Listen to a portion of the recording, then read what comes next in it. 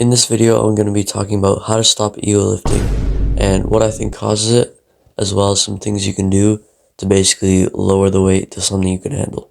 Now first, let me clarify the definition of ego lifting I'm using, and basically what I mean by ego lifting is just using too much weight that you can't handle to where your technique breaks down a ton, or you're in way too low of a rep range.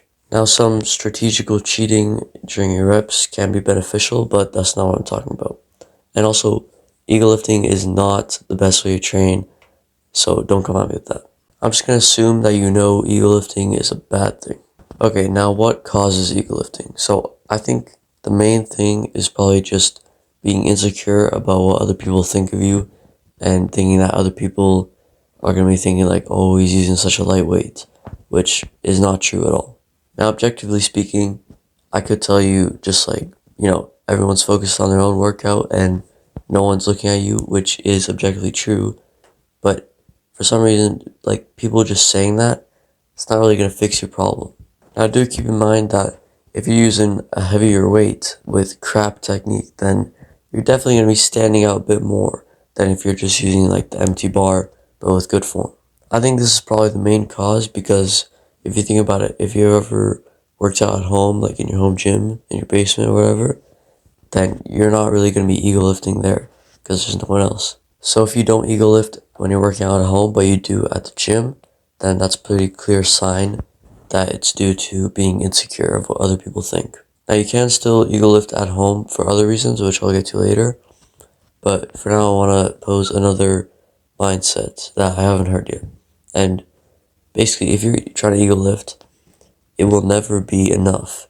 Like, so what if you do lateral raises with the 20s instead of the 15s? Like, first of all, no one's going to notice. And second of all, why not just go 25s? Like, it's never going to be enough. You're always going to think that it's not enough weight and that you should go more. Like in that example of using the 20s for lateral raises instead of the 15s, if you can't handle the 20s, who cares? Like, literally the only difference is that you just got a worse hypertrophy stimulus. Now let's say you're doing overhead press and you're just using the empty bar. Well, then you might think, oh, well, that's not a lot. That, people are going to think I'm using like a really lightweight. So then you put 10s on each side. And then you see a guy doing like 25s. So then you're like, oh, well, I should do that. But you can't even do that for one rep. And then even just using those 10s isn't going to get you the strength gains to eventually be able to do more weights.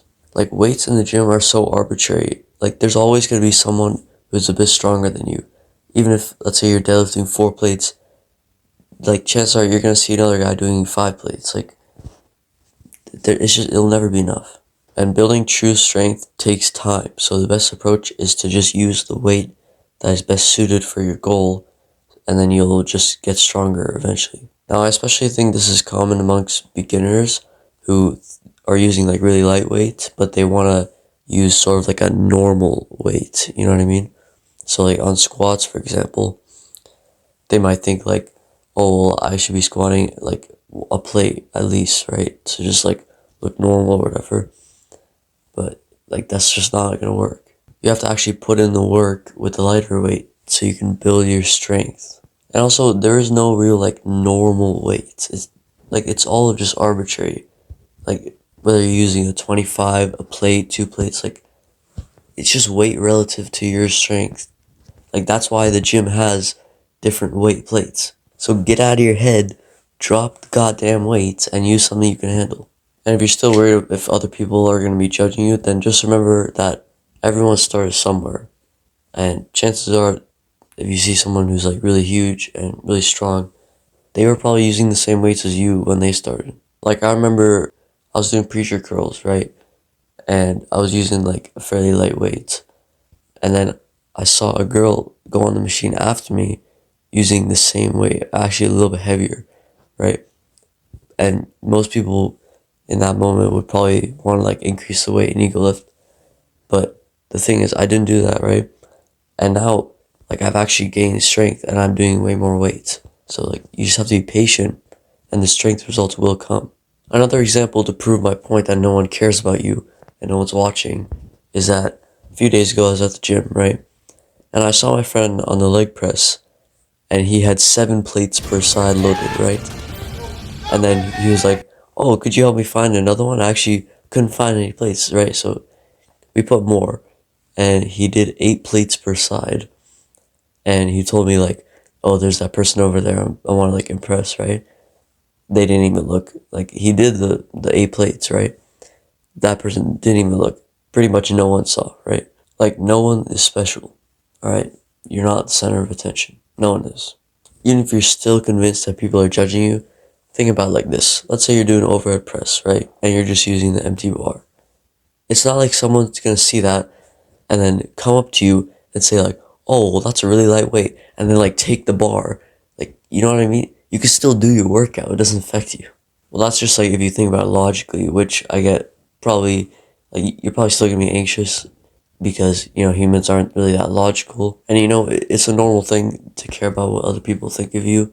Like it's just ingrained into you. It's not like you're choosing it. So okay, now let me talk about the other cause that could be potentially causing ego lifting, and this one applies. It could be in the gym, but especially if you find yourself doing this even when you're alone, like in your home gym. And I think it's trying to progress too quickly. So like let's say you're doing bench for 100 pounds for 10 reps, right? And then you set a goal next time to go 105 pounds for 10 reps, and then you try to add 5 pounds every single time, but maybe you're not strong enough to hit that. Well, then you're probably going to be like using crappy technique to get those reps. So basically, if you try to add weight or reps too quickly, then it will lead to compensation in your form to get those weight or reps. And also, if your goal is hypertrophy, then if anything, you shouldn't really care about your strength. You should actually be caring about how big you are, right? Because if you think like that way, well, then that will lead you to using good technique and a way you can handle. It would probably be useful to go through all of your exercises, see what weight you're using, and really think if it's too much or if you should make some adjustments. This is why it's important to be frequently looking at your workout logs to make sure that everything is in check. And if you are not tracking your workouts, then I have a video on that you can watch. But anyways, I'll see you in the next one.